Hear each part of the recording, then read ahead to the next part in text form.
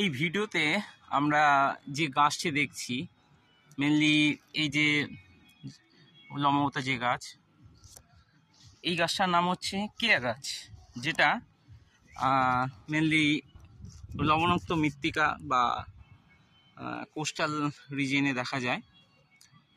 দেখো যে এই গাছের পাতাগুলো, এই গাছের পাতার যে ধারগুলো পুরো কাটা কাটা টাইপের, আর আর এই দেখো বাঁশের মতো একটা ঠিকো দেওয়ার মতো একটা অংশ দেখাচ্ছে। এই লাঠি দিয়ে আমি দেখাচ্ছি। এই যে এগুলো হচ্ছে কি, এগুলো হচ্ছে ঠেসমূল। আর যদি শ্বাসমূল হতো সেটা নিচ থেকে উপরের দিকে হতো, অ্যান্টি গ্র্যাভিটিতে আসতো।